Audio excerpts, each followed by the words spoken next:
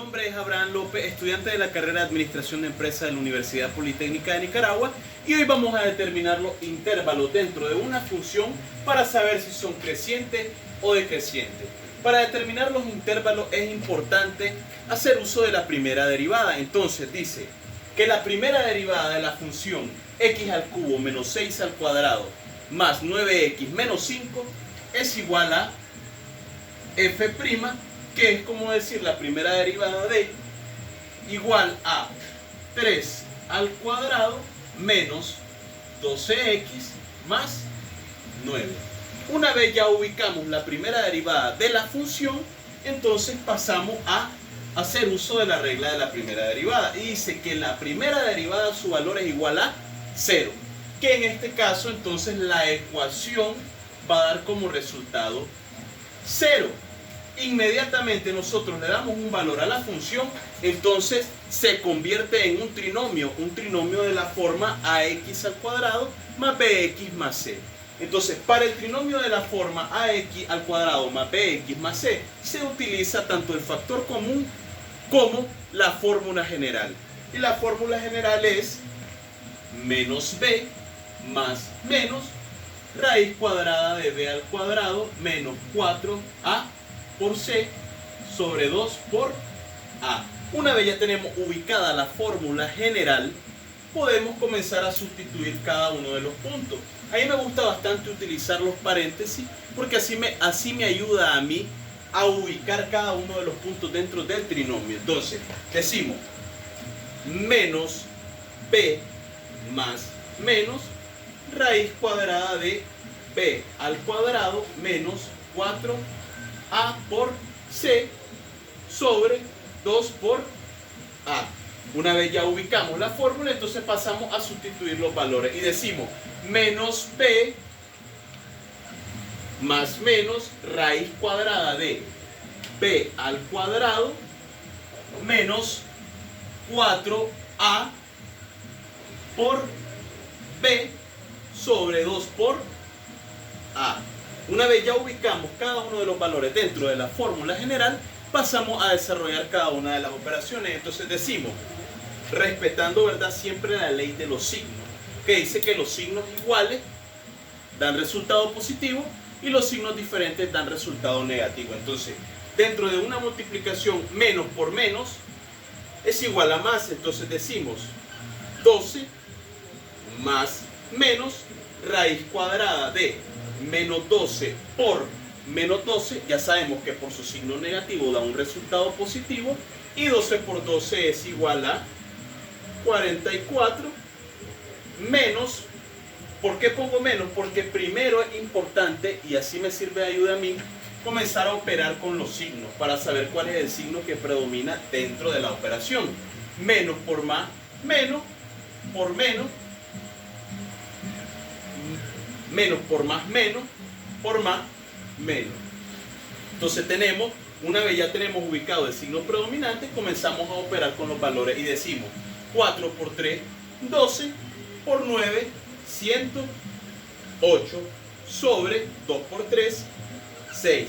Seguimos operando y decimos entonces que 12 más menos raíz cuadrada de 144 menos 108 da como resultado 36. Podemos hacer la operación con la calculadora, pero nosotros ya sabemos el resultado. Entonces, sobre 6. Seguimos operando y decimos entonces que es igual a 12 más menos raíz cuadrada de 36 es 6, porque 6 por 6 es 36. Entonces, sobre 6. Llegado hasta este punto, entonces es que nosotros ya vamos a ubicar los valores de x dentro de la línea numérica de la gráfica. El valor de x1 y el valor de x2. Eso es lo que vamos a determinar hasta este punto. Entonces, el valor de x1 dice que va a ser igual a x1 va a ser igual a 12 más 6 sobre 6, y el valor de x2 va a ser igual a 12 menos 6 sobre 6. ¿Dónde está el cambio de los signos? Recordemos la fórmula general que nos dice más menos. Entonces el resultado dentro de esta operación nos da dos opciones, tanto positiva como negativa. Entonces procedemos a realizar las operaciones y dice que x1 va a ser igual a 12 más 6, 18 sobre 6. La fracción inmediatamente se convierte en una división, entonces podemos realizarla. Dice que 12 entre 6 es igual a 3. Entonces ya tenemos ubicado el primer valor de x1, que va a ser igual a 3. Vamos con x2. Dice que x2 es igual a 12 menos 6, igual a 6, sobre 6. Igual se convierte en una división y pasamos a operar con la división y da igual a 1. Entonces el valor de x2 es igual a 1. Una vez ya tenemos el valor de x1 y x2 dentro del eje x, entonces ya podemos definir cuáles son los puntos críticos o valores críticos dentro de la función. Una vez nosotros ya sabemos cuáles son los puntos críticos, entonces eso nos ayuda a nosotros a definir dónde comienza el intervalo y dónde termina el intervalo, o cuántos intervalos existen dentro de la gráfica. Entonces vamos a realizar una línea numérica así improvisadamente. Entonces vamos a ubicarla en el valor inicial en menos 1 y el valor final en 5. Entonces menos 1, después sigue 0, después sigue 1, después sigue 2, después sigue 3, después sigue 4 y por último 5. Entonces una vez ya tenemos realizada nuestra línea numérica, pasamos a ubicar los valores en el eje X, que son los puntos críticos que definen los intervalos. Entonces pasamos a ubicarlos. Dice que x1, el punto se ubica en 3, en el eje X, y x2, el punto se ubica en 1. Inmediatamente ubicados los valores en el eje X, se nos convierte en 3 intervalos o en 3 segmentos. Una vez nosotros ya tenemos definidos los límites, en este caso la ubicación de los intervalos partiendo de los puntos críticos, entonces decimos que el primer intervalo comienza de menos infinito a 1, que es el punto crítico, el límite de ese intervalo. El segundo intervalo se ubica en los dos puntos, en los dos límites, que en este caso es 1 y 3, entonces el intervalo se ubica de 1 a 3. Vamos con el tercer intervalo. Y el tercer intervalo dice que comienza de 3 a más infinito. ¿Por qué más infinito? Porque dentro de una gráfica, dentro de una función, los valores o el rango o el dominio de la función es infinito. Sin embargo, dependiendo de los valores de x, es que uno puede ubicar la función. Entonces decimos que comienza en 3 y sigue hasta más infinito. Entonces, una vez ubicado cada intervalo, donde comienza, donde termina, entonces pasamos a desarrollar los intervalos, o en este caso a ubicar el valor de x en cada intervalo, para que nos pueda decir si el intervalo es creciente o es decreciente. Entonces dice que x va a ser igual a los valores, o en este caso los números menores que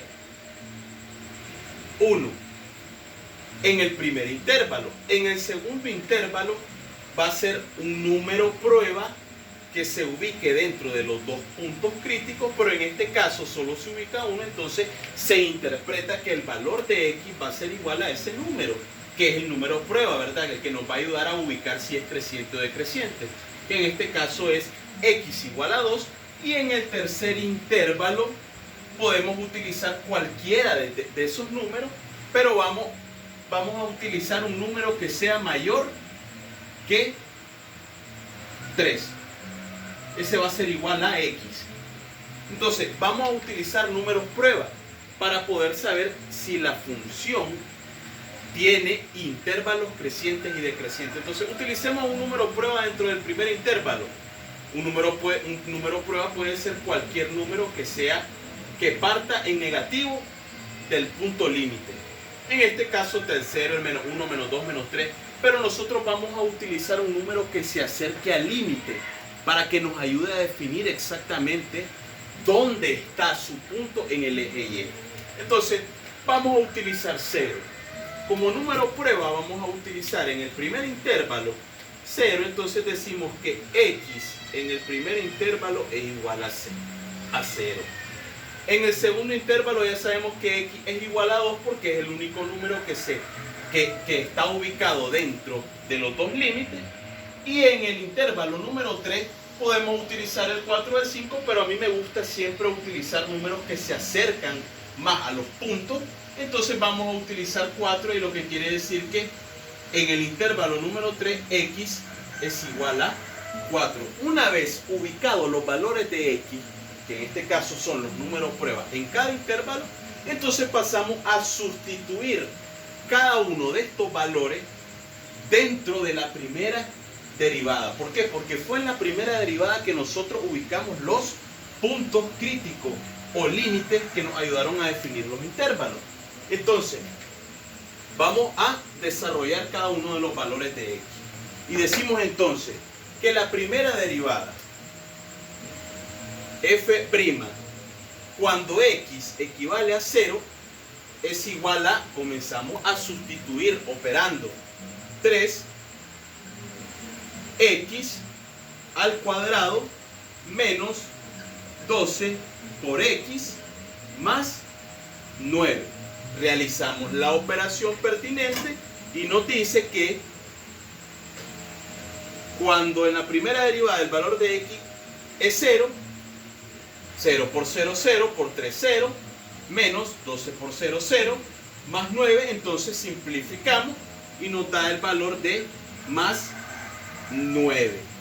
Entonces, la posición en el eje Y dentro del primer intervalo va a ser igual a, cuando el valor es 0, va a ser igual a más 9. Vamos con el segundo intervalo, siempre haciendo uso de los números de prueba. Entonces decimos que si el valor de x en el segundo intervalo es 2, entonces comenzamos a sustituir 2, 2 y comenzamos a operar. Entonces 2 por 2, 4, por 3, 12, 12 por 2, 24, más 9.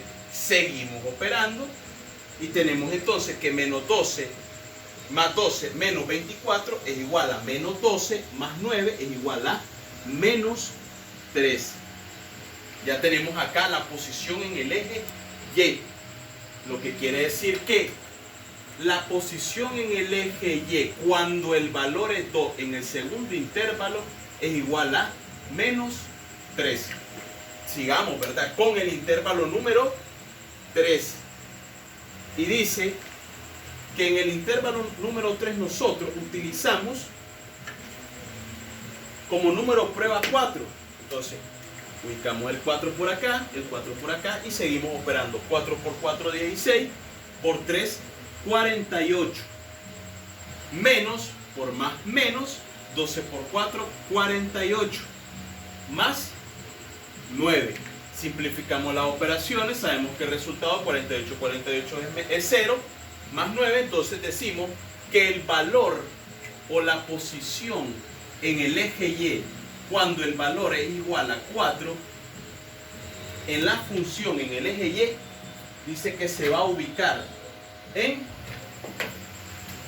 9.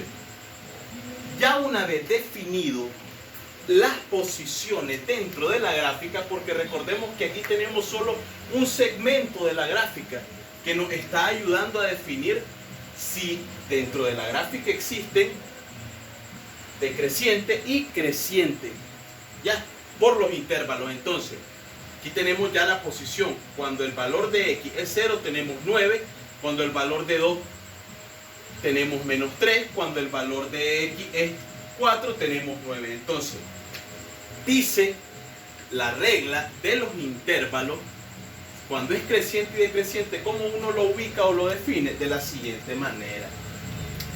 Cuando el valor de acá es mayor y luego baja a uno menor, dice que el intervalo es decreciente.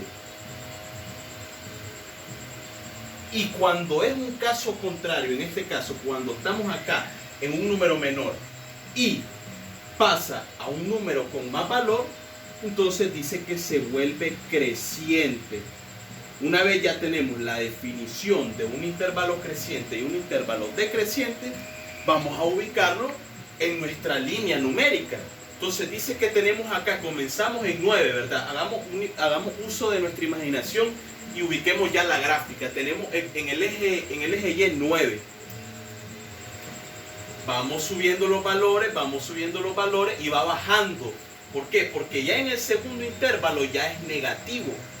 Entonces, en este caso, la posición correcta sería acá. Decreciente la vuelve entonces el primer intervalo. Decreciente. Porque está en un punto, en un valor, sigue el otro valor y va bajando. Va bajando. En el segundo intervalo, ponemos como punto de referencia el valor 0, tanto para x como para y, y tenemos menos 3. Entonces, 0 es mayor que menos 3, entonces sigue bajando, entonces igual se mantiene decreciente. Vamos con el tercer intervalo, pero acá nosotros notamos un cambio. Entonces no decrece, porque si acá estaba en menos 3 y acá está en 9, entonces subió, dentro de la gráfica subió. Entonces eso quiere decir que crece, porque pasó de menos 3 a 9, entonces se vuelve de esta manera. Entonces ya podemos decir que el intervalo es creciente, y de esa forma es que nosotros determinamos los intervalos, si son crecientes o decrecientes. Entonces tenemos que el primer intervalo es decreciente, seguimos con el segundo intervalo y sigue bajando, es decreciente, y el tercer intervalo da un giro y se vuelve creciente nuevamente. Podríamos decir entonces que la gráfica sería de la siguiente manera.